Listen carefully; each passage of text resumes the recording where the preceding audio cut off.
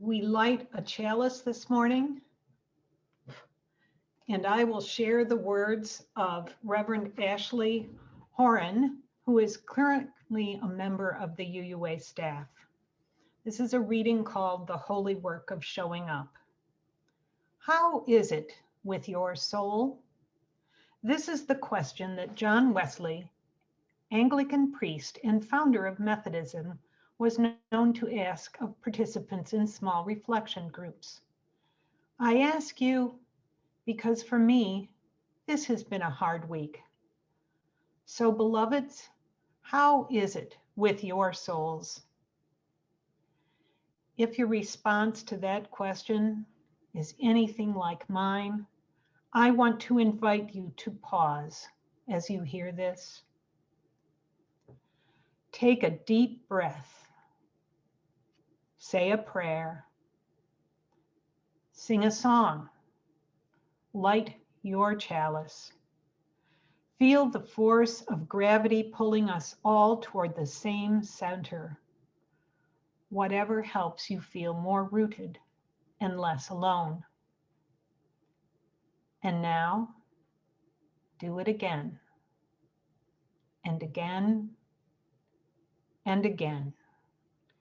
And once you feel that rootedness and connection, hear this.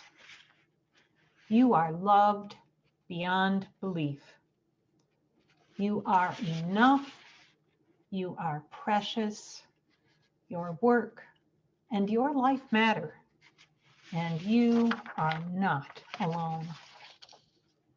You are a part of we, a great cloud of witnesses, living and dead, who have insisted that this beautiful, broken world of ours is a blessing worthy of both deep gratitude and fierce protection.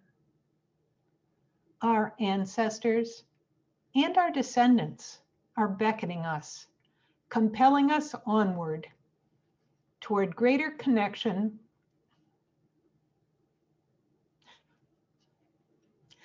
greater compassion, greater commitment to one another and to the earth.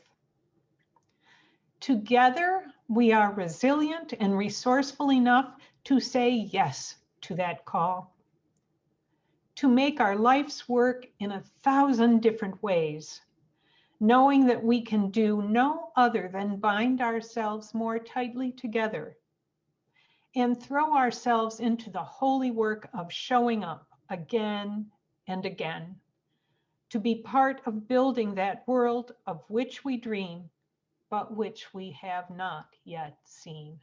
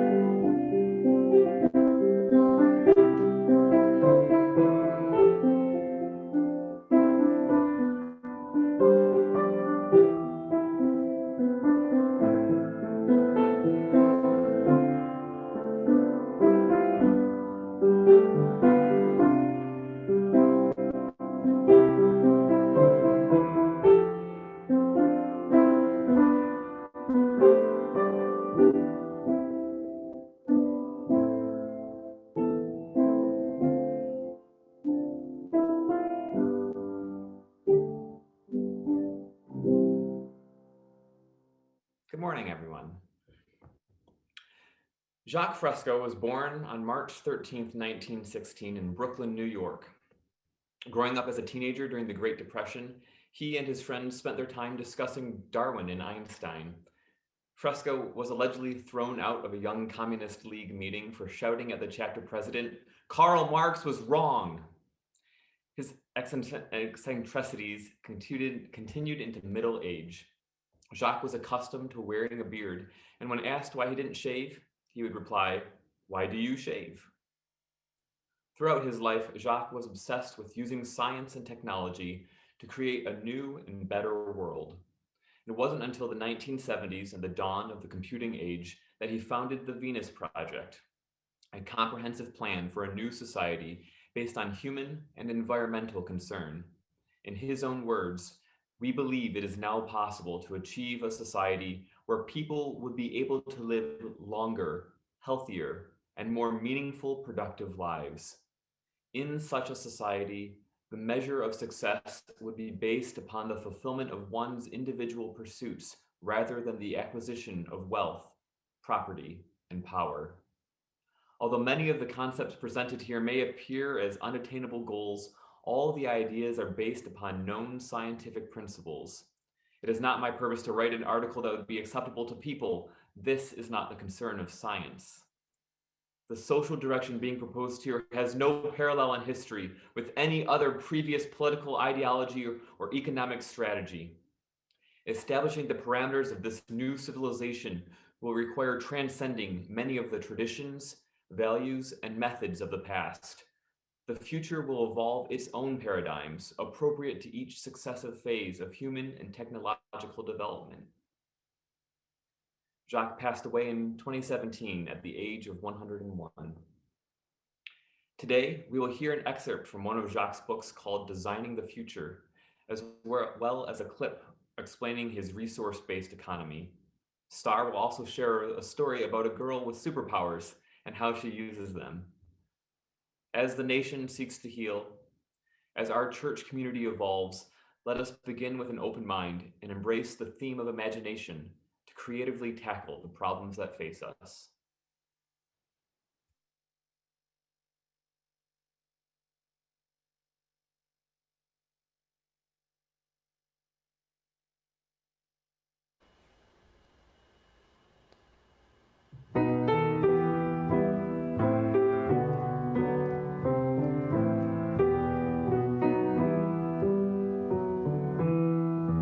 In the branches of the forest, in the petals of the marigold, on the shoulder of the mountain, in the vastness of the sea, you will find a brooding sadness over all the ancient watershed. You will see it written plainly on the wind and in the sand. There's a blight upon the mountain, there's a sickness in the evening sky, and we ask the age-old question, can we purge us of this sin? Can we save the little nestling from the venom of the cankerworm? Can we clear the look of anguish from the soft eyes of the doe? In the thunder, new commandments sound a warning through the wilderness. Let the forest be untainted, let the streams be undefiled, let the waters of the river, as they flow down to the ocean, be as sweet as in the old days when the mountain stood alone.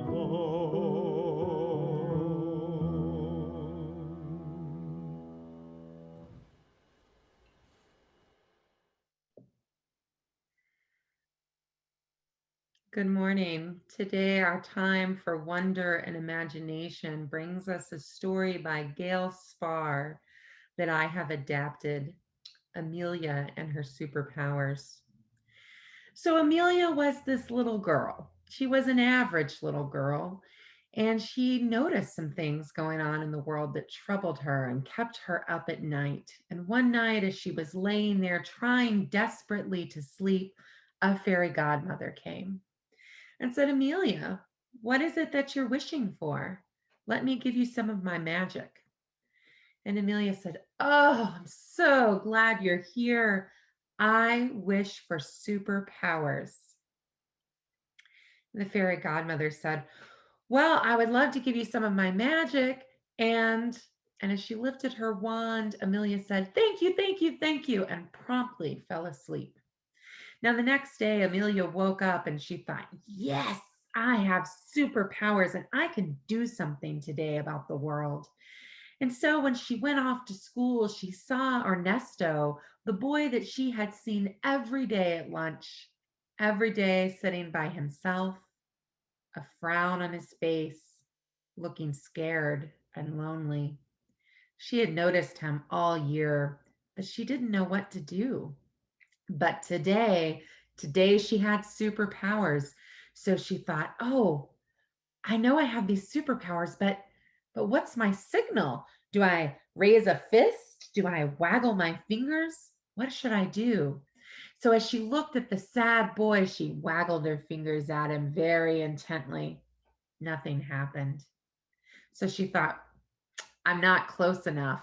So she went closer and she waggled her fingers again, and he looked at her strangely and she couldn't help but to smile.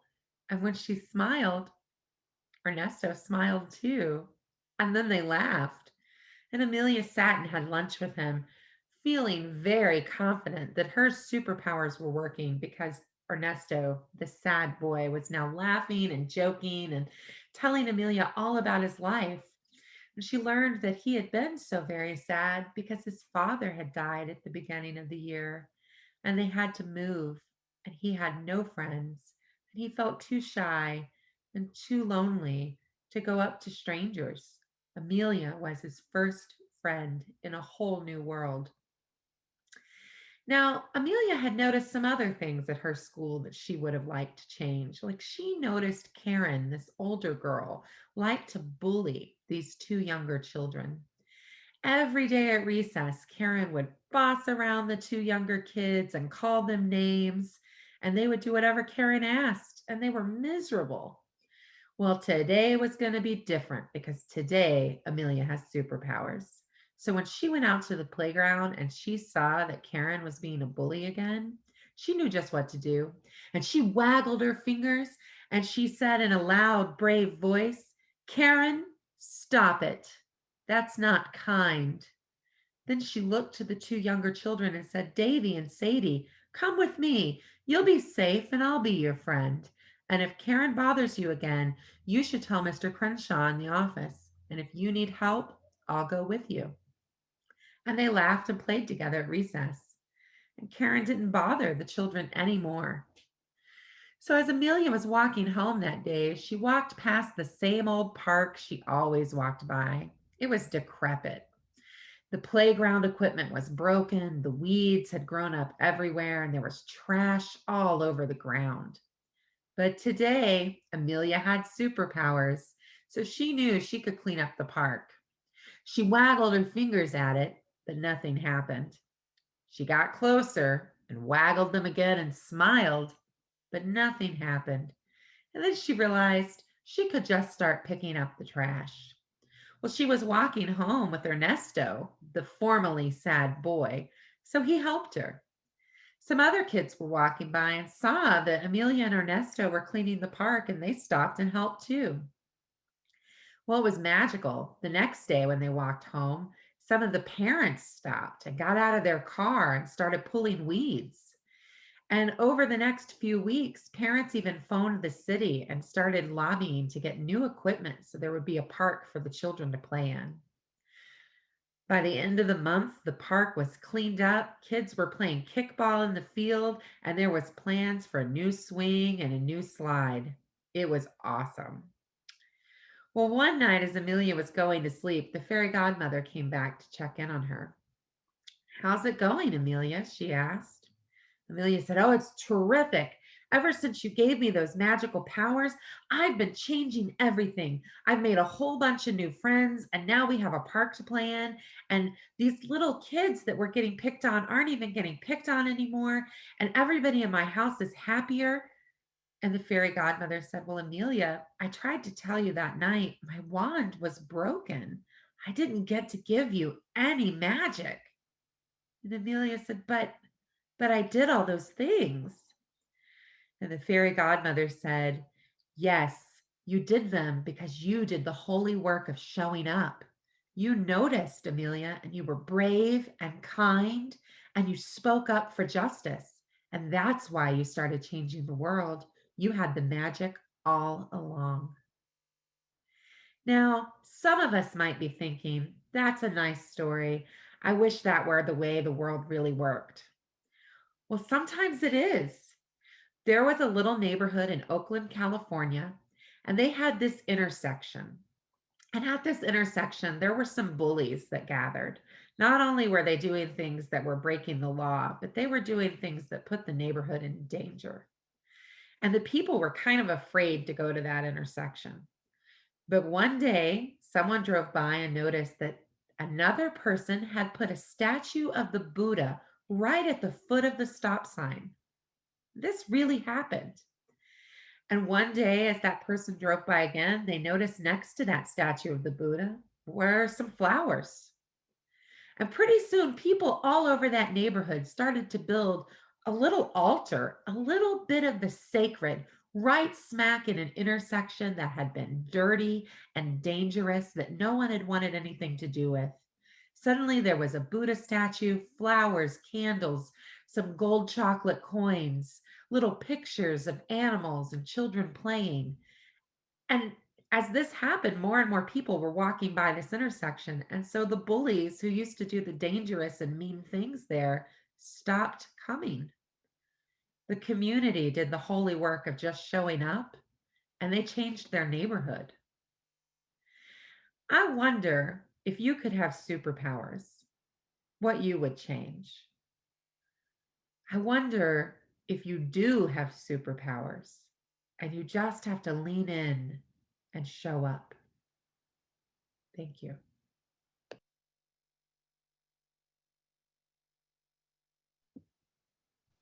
Thank you, Star. That was a fantastic story. Our reading today is an excerpt from Jacques Fresco's book, Designing the Future. The future does not just happen.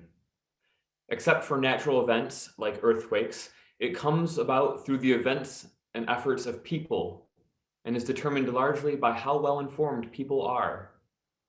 You can play a role in shaping tomorrow's world by asking yourself questions like, what kind of world do I want to live in? And what does democracy mean to me?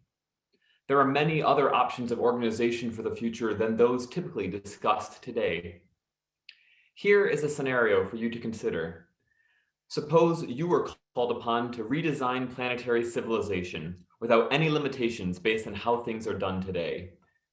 The goal is to help rid the world of war, poverty, hunger, and environmental degradation, and to create the best world for all inhabitants, given the resources at hand, for the longest period of time. Remember, you are free to rearrange society in any way you think will work. The only limitation is that your social design must factor in the carrying capacity of the planet, which means the resources have to be sufficient to support life for everyone and everything on the planet. You can arrange the entire civilization to make what you consider the best of all possible worlds, bearing in mind that any unmet need for any segment of the population reduces the standard of living for all. This may not include only environmental protection, but also city design, transportation, interpersonal relationships, and the restructuring of education if you feel it is necessary. The options are limitless. Would you have separate nations? Would you have an international advisory board? How would you manage and distribute the resources of the world to accommodate the needs of all? Would you use the scientific method to make decisions, or rely on politics or mysticism? How would you handle differences in religious beliefs? You may even consider another system of distribution that doesn't use money as a medium of exchange. On a personal basis, would you seek a position of advantage over others? Would you claim a bigger house, a more luxurious car, or high-definition TV? On what basis would you say you deserve these things, or that others don't deserve them? Is it your skill level, your investment of time or money? Remember, if you force any predetermined set of values on other nations or others in your own nation or neighborhood for that matter, you will generate bad feelings. How would you prevent political corruption? Would you declare universal laws and treaties? Would you use military and police methods for enforcement? Would you declare all resources the common heritage of all nations? In order to accomplish this task, one must be free of bias and nationalism and reflect those qualities in the design of policies. How would you approach that? This is a difficult project requiring input from many disciplines. These are some of the problems we must consider when thinking about such a task. It can be a fresh approach, unburdened by past or traditional considerations, religious or otherwise, but always keeping in mind for whom this society is to be designed. Feel free to transcend present realities and reach out for new and creative ideas. To begin implementing a resource-based economy, social designers must utilize the scientific method and pose the question, what do we have here? With the requirement that all be provided for in the most efficient, comfortable, and enduring manner possible. The first priority is making a purely technical assessment of basic needs of the total global population.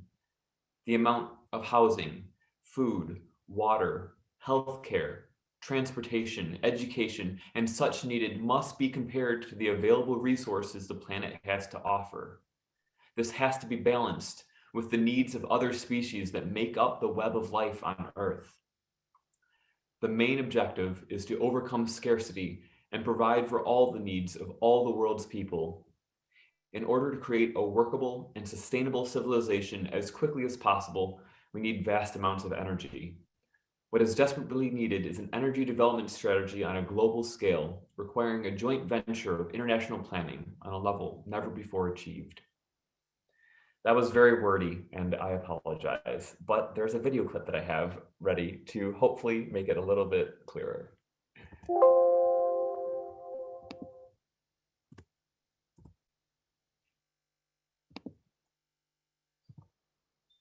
The Venus Project is a veritable blueprint for the genesis of a new world civilization based on human concern and environmental reclamation. It proposes a holistic social design in which automation and technology would be intelligently integrated to maximize the quality of life rather than simply profits. Undesirable behaviors are products of long exposure to detrimental environments. If we wish to surpass the limitations of our present-day society, such as war, hunger, poverty, and bigotry, we need to make changes and arrange society very differently. Most of our problems today are technical, but we still look for solutions through political means in a monetary system. We have the resources. Money is an interference because it limits our ability and it limits our dreams. Modern society has access to highly advanced technologies and can make available food, clothing, housing, medical care, a relevant educational system, and at the same time develop a limitless supply of renewable, clean energy, such as geothermal, tidal, solar, wind, and more. The solutions lie in the intelligent and humane application of science and technology and more appropriate resource management in order to supply goods and services to everyone equitably, enabling the entire global population a very high standard of living. We don't have enough money to accomplish this, but we do have enough resources. If we initiate what Jacques Fresco calls a resource-based economy, this is where all goods and services are available to everyone without money, credit, barter, or servitude of any kind. For this to be attained, all resources must be declared as the common heritage of all the Earth's people. Imagine the possibilities of an unprecedented mobilization of scientific and technical alliances toward problem solving without the interference of money or politics to initiate global unification and restoration. The Venus Project would start with a systems approach to city design, using highly effective construction methods, emphasizing the conservation of resources. The first city would be a huge research center, making automated systems for the next city. It would be a place where we would disseminate information as to what sustainability really means for the future. The aim of the city is to constantly maximize existing and future technologies with the sole purpose of enhancing all human life and protecting the environment. The society I'm talking about is global cooperation, where all the nations work toward improving the lot of humankind. Now, why do that? Because the smarter people are, the richer and more secure everybody is. We have the tools at hand to design and build a future that is worthy of the human potential. It is imperative that we continue the process of social experimentation in order to transcend our present limitations and truly create the beginning of a civilized age.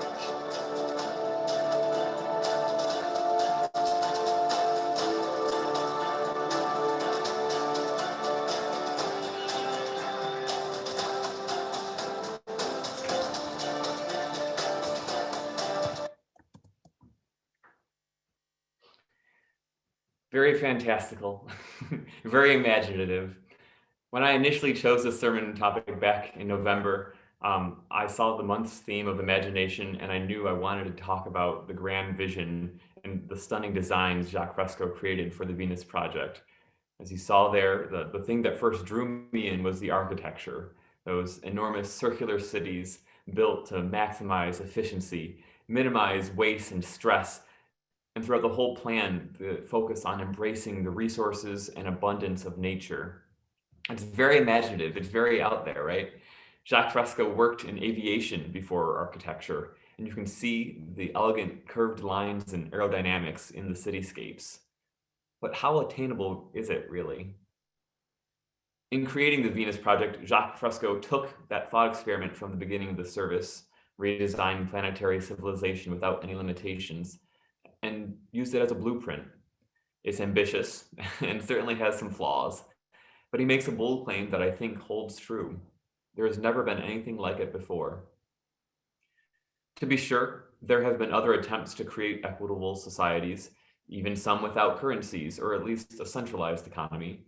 But Jacques argues it is only as we advance our knowledge of science and technology to new levels that we can use those tools to build justice.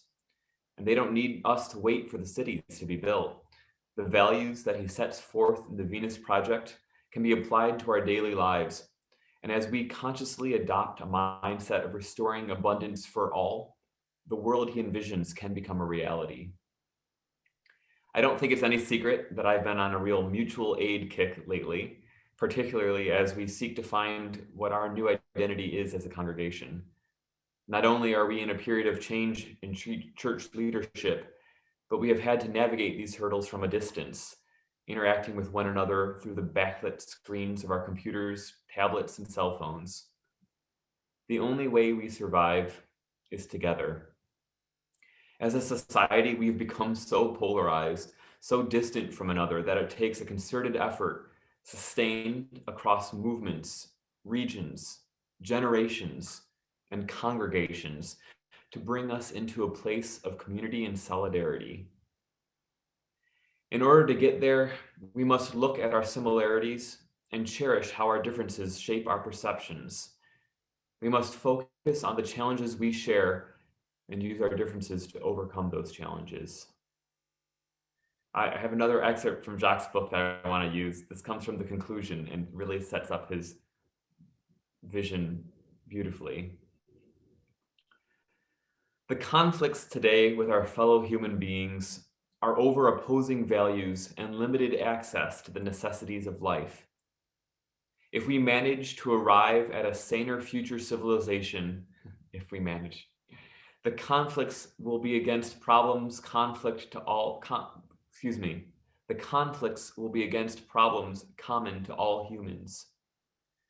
In a vibrant and emergent culture, rather than having conflicts between nations, the challenges we will face will be overcoming scarcity, restructuring damaged environments, creating innovative technologies, increasing agricultural yield, improving communications, building communications between nations, sharing technologies, and living a meaningful life. People would be free to pursue whatever constructive endeavors they choose without economic pressures, restraints, and taxation that are inherent in the monetary system. By constructive endeavors, we mean anything that enhances the lives of the individual and others. With these major alterations, people would eventually live longer, more meaningful, and healthier lives. The measure of success would be the fulfillment of one's individual pursuits rather than the acquisition of wealth, property, and power. As we enhance the lives of others, protect our environment, and work toward abundance, all our lives can become richer and more secure. If these values were put into practice, it would enable all of us to achieve a much higher standard of living within a relatively short period of time. A standard of living that would be continuously improved. When education and resources are available to all without a price tag, there will be no limit to human potential. We can't get there by not doing the work. This is a vision for the future, but it is up to us to make it happen. Blessed be.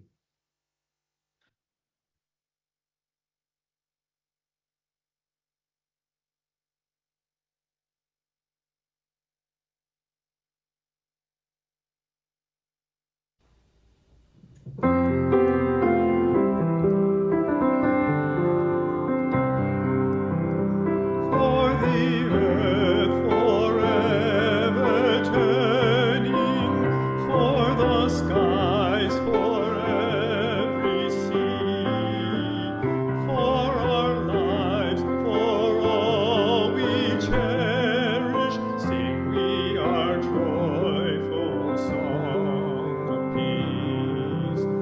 For the mountains, hills, and pastures in their silent majesty, for the stars, for all the heavens, sing we our joyful song of peace.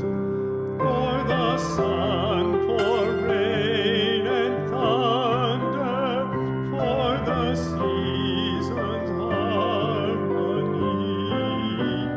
for our lives, for all creation, sing we our joyful praise to thee.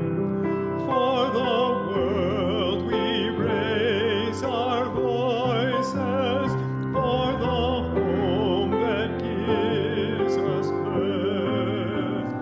In our joy we sing, returning home to our blue-green hills of earth.